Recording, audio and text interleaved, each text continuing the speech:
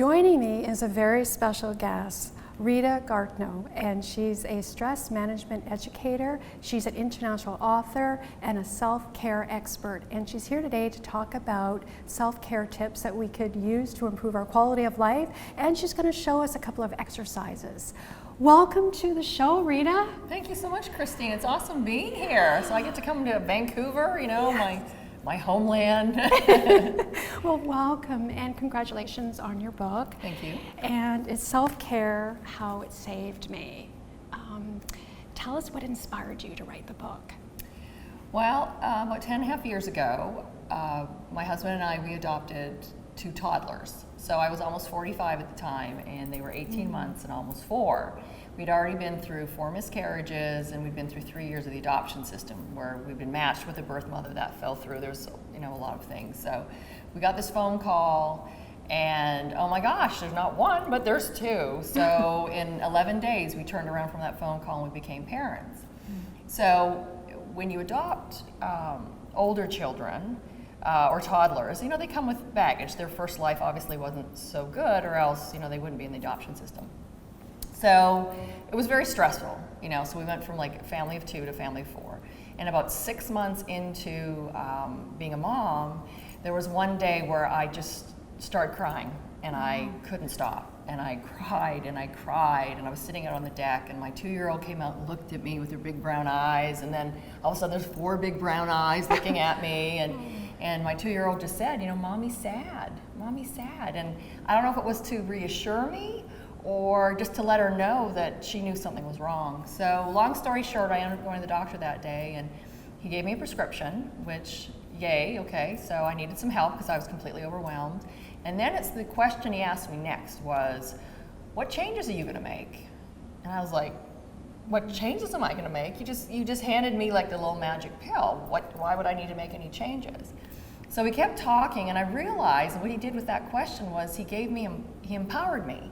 He gave me some control back with this crazy situation, this crazy life that my husband and I now had. It was a beautiful life, don't get me wrong, but it was very, very stressful.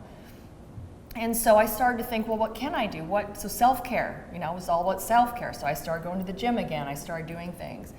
And then, as life would have it, my mom died very unexpectedly, and I had a health crisis, and then it became about simple self-care, because as an entrepreneur, and I'm busy, and I have kids, I'm busy, I'm married, so now it's become all about simple self-care, and that's the kind of self-care you can slide into your day. So it doesn't mean taking 2 hours to go to the gym, because busy moms don't always have that time, right? But to be able to stretch, as you're brushing your teeth, and getting rid of some of those everyday aches and pains and having them under control. So it really did save me, because I was not on a good path with my stress level. Life was just really, really, really stressful. So, and I have a stress quiz available, a little checklist, how many signs and symptoms you have. So I have that available for people as well. That's wonderful. And also too, like in the book, it's steps, you show steps, right? Yes. And so what are some of the things we can find in the book, and simple self-care saved me? Well, I share my story because I want to be authentic and very open and transparent, because I've done a lot of things that happened, and we all have our own story. And I'm not saying my story is any better than anybody else's. It's my story, and I have to claim it. I can be a victim or I can be a victor, right? So you have to own it, and then figure out what's going to work for you. So really in the book, I talk about what stress is and what happens to the body. And then I talk about finding your one thing, because I think, again, as we have so much information at our fingertips. So I'm going to Google, I'm so stressed, how do I fix it? Well, I'm going to get 100 different things, potentially, of all the things I can do. So it's like, okay, well, I'll pick 10. Well, by day 2, you're so stressed out from trying to do your list of 10 that you don't do anything. So pick one. Just pick one. That's it. Pick one. Yes. And it can be like if you are a runner and running, it helps you, but it might not suit the other person. So you got to find what makes you feel good about yourself. Right. And I've been diagnosed with arthritis in both knees. I cannot run, but I can walk.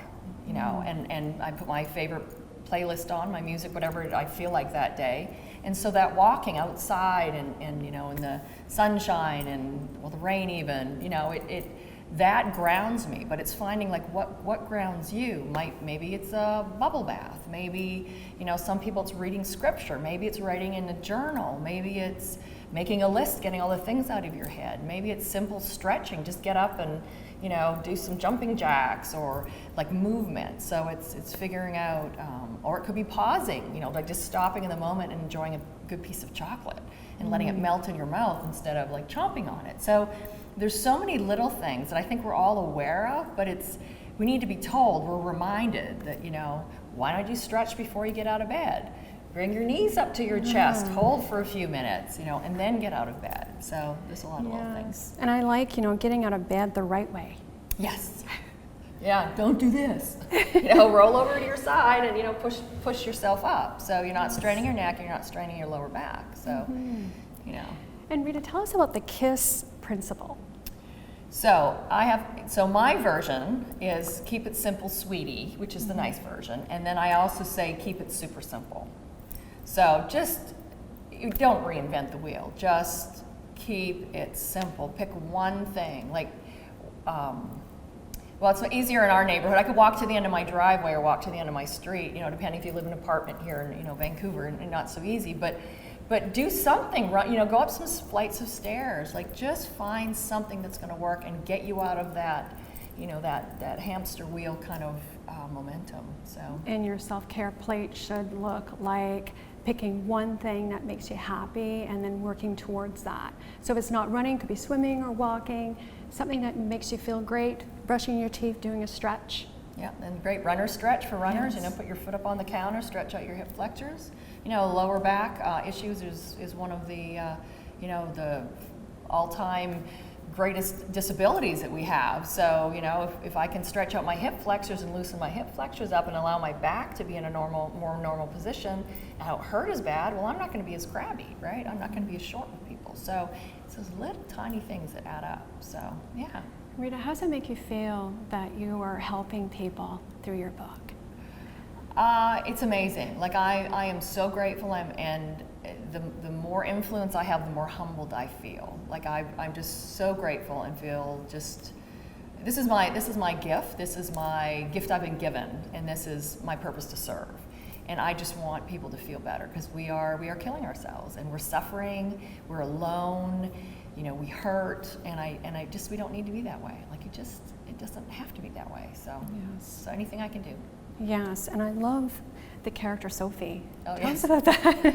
So that's Sophie's self-care. So there's a chapter in my book that shows about 19 different simple self-care things. So if you can't find one in there, then you really need to email me or something, because there's one for everyone in there. And so just decide to come up with a character. So, you know, Sophie self-care sounds very similar to simple self-care.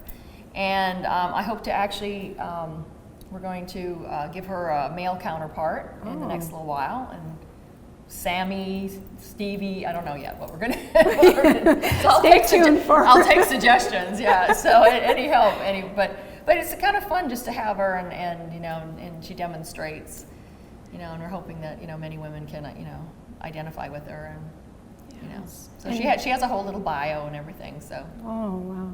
So you practice what you preach. Yes. And it's amazing what you're doing. And what is next for you, Rita?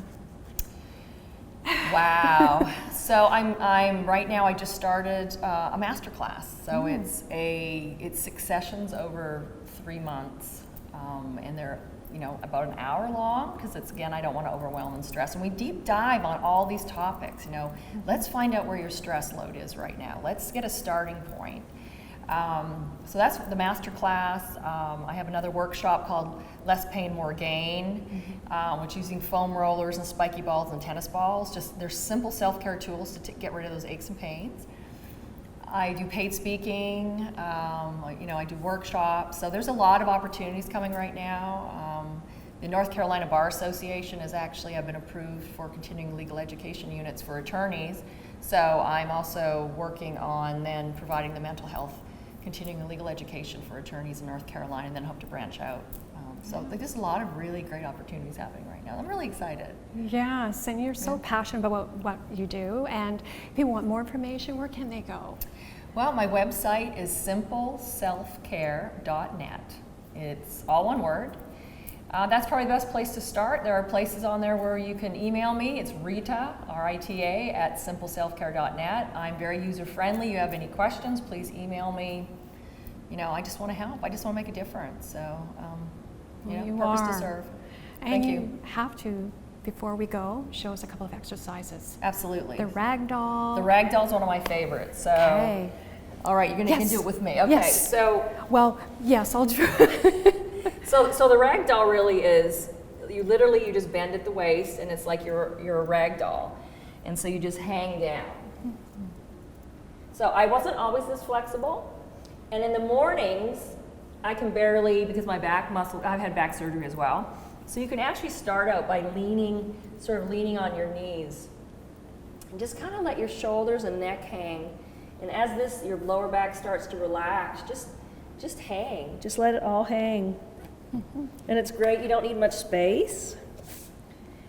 And the whole idea is just let gravity kind of pull down on your shoulders and your neck, and just hang. And it's amazing, as you hang, you can get things loosen up. It's very comfortable, it looks. It is, it's really comfortable. And that's easy to do, so even if you're in a bathroom stall, you gotta do what you gotta do, right? And if you have lower back issues, you can actually do the ragdoll just by leaning on your knees and hanging forward.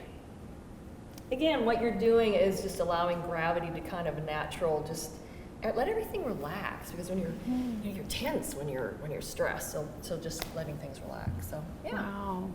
Well, thank you very much for coming on the show. And the book is Simple Self-Care Saved Me. Thanks for watching. If you have a question or comment about this month's episode, go to our website on the screen. Until next time, run with it.